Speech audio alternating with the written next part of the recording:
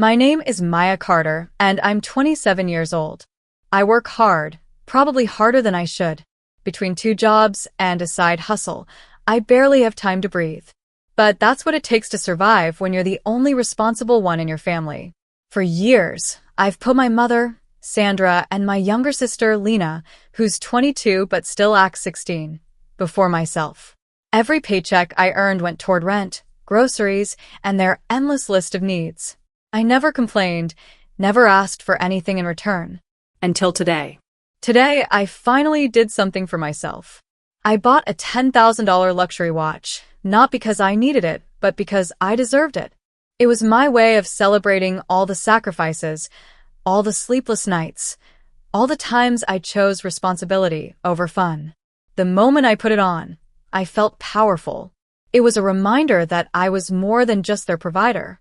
I was a person too. I was excited to show them. Big mistake. When I walked into my mother's house, Lena's eyes went straight to my wrist. "What's that?" she asked, frowning. "A watch," I said, smiling. Mom's face twisted in confusion. "Where did you get that?" "I bought it. It's a gift to myself."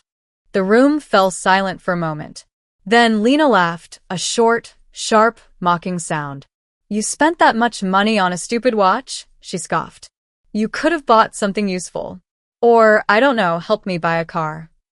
I blinked. "I help you with everything already."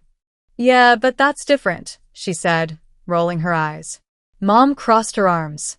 "Maya, if you had that kind of money, why didn't you think about your family first?" I stared at her, confused. "I do. Every single day. Who do you think pays for this house? The bills? The food? I just wanted one thing for myself.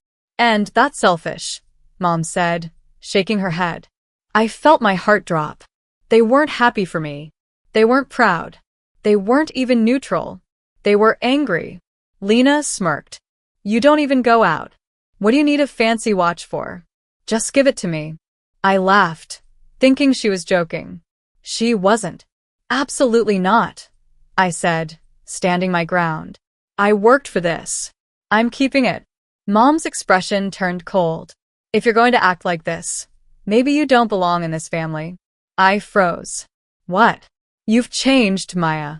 You don't put family first anymore," she said. "We don't need someone like you." Lena nodded. "Yeah. "If you're not going to support us, then just go." I looked between them, waiting for them to take it back. They didn't. My mother and sister had just disowned me over a watch.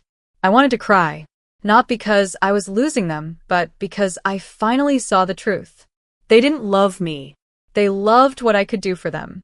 And what they didn't know is that I had been secretly paying for everything, the rent, the bills, even Lena's college tuition. Well, guess what? I was done. And they were about to find out just how much they needed me. I walked out of my mother's house that night without looking back.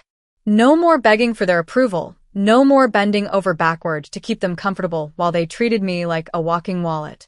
As I drove home, I felt a strange mix of emotions, anger, sadness, and freedom, but mostly relief. I was done being their provider, and now they were about to feel it. The next morning, I sat at my kitchen table with a cup of coffee and my laptop.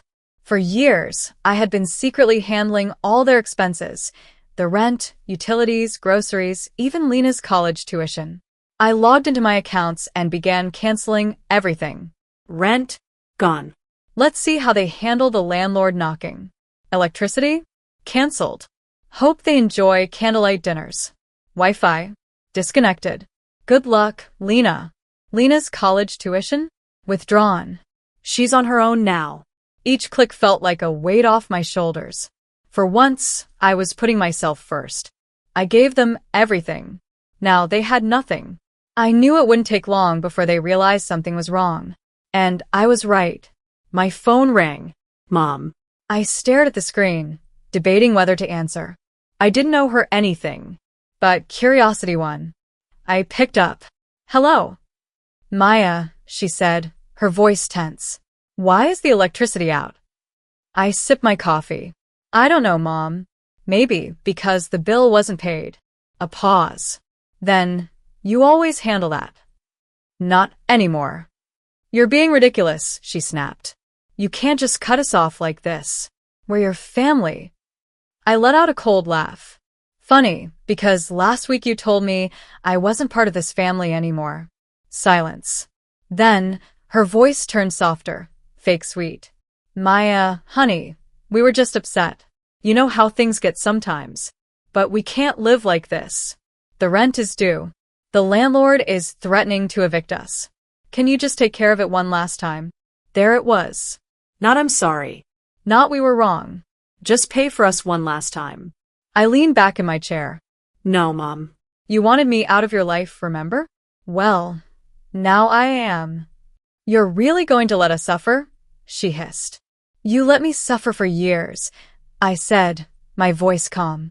I had to work 2 jobs just to keep this family afloat. And the one time I did something for myself, you both threw me away like trash.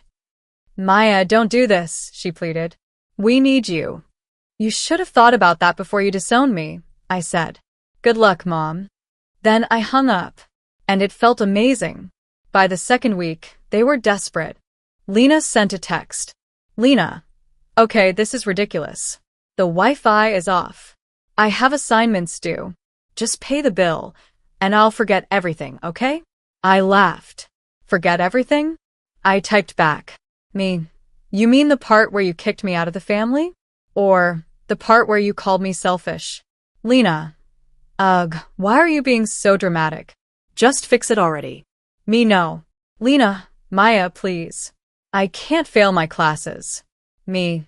Not my problem. I turned off my phone and smiled. By the 3rd week, the eviction notice arrived. This time, Lena called. She wasn't smug anymore. She was crying. Maya, please, she sobbed. The landlord said we have 1 week to leave. Mom is freaking out. We don't have anywhere to go. I stayed silent. We were wrong, okay? She sniffled. We shouldn't have treated you like that. We just assumed you'd always be there. But please, Maya, we need your help. I sighed. Did you sell the watch? She hesitated. What? The watch, I repeated. The one you said I didn't need. Did you sell it? Silence. Then she whispered, yes. I smirked. And how much did you get for it? $3,000, she admitted. A $10,000 watch, sold for only $3,000. I almost laughed. Well, that's too bad, I said. You should have thought about all this before you pushed me away. Maya, please, she begged. We'll do anything. Just help us. I considered it. Then I said no.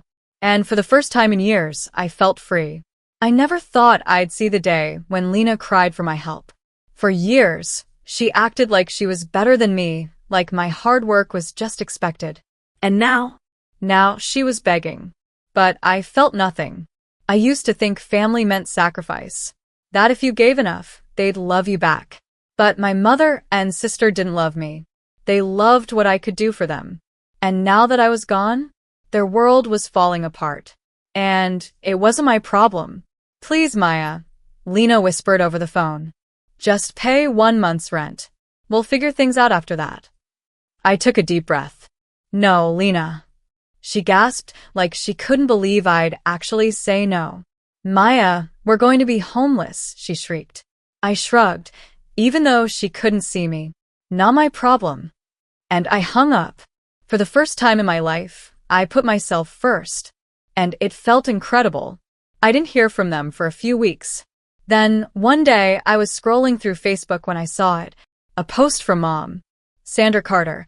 I can't believe my own daughter turned her back on us. After everything I did for her. Some people are so heartless. The comments flooded in. What happened? So sorry, Sandra. Kids these days have no respect. You deserve better. I rolled my eyes. Of course, she was playing the victim. But I wasn't going to let her get away with it. I typed a comment. Maya Carter. Mom. Do you mean the part where you disowned me? Or the part where you expected me to pay for everything while you treated me like trash? Because I remember both. Boom. Minutes later, my phone buzzed. A text from Mom. Mom, delete that comment. Now. Me nope. Mom, stop embarrassing me, Maya. People are seeing this. Good. Let them see the truth. I blocked her. Let her deal with the mess she created. By now, they had lost the house. Mom and Lena were staying with some distant relatives, but I knew it wouldn't last. Then one day I got a knock on my door. I wasn't expecting anyone. When I opened it, I nearly laughed out loud. It was Mom and Lena. They looked terrible. Mom's hair was unkempt, and Lena's usually perfect nails were chipped and broken. Maya, Mom started, her voice soft, fake sweet. Can we talk? I leaned against the doorframe. Talk about what? Mom sighed. About fixing things. We're family. We shouldn't let money come between us. I smiled. Oh, so now we're family? Because last time I checked, you said I wasn't part of it anymore. Lena looked at the ground. Maya, please, she muttered. I folded my arms. Where are you staying now? With Aunt Carol, Mom admitted. I chuckled. Aunt Carol was the stingiest person in the family. She wouldn't let them stay there for long. Mom reached for my hand, but I pulled away. Look, honey, she said. We made mistakes. We should have treated you better. Oh, now they admitted it? Only after they lost everything? I shook my head. It's too late. Tears welled up in Mom's eyes. Maya, please. Just help us get back on our feet. One last time. I thought about all the times I had helped them before. All the money I gave. All the times I put them first. And then I thought about the moment they cut me off, over a stupid watch. I smiled. No. Lena gasped. Are you serious? Completely, I said. You both threw me away when I stopped being useful to you. Now you expect me to come running back. I shook my head. I'm done. I owe you nothing. I started closing the door. Mom's voice turned desperate.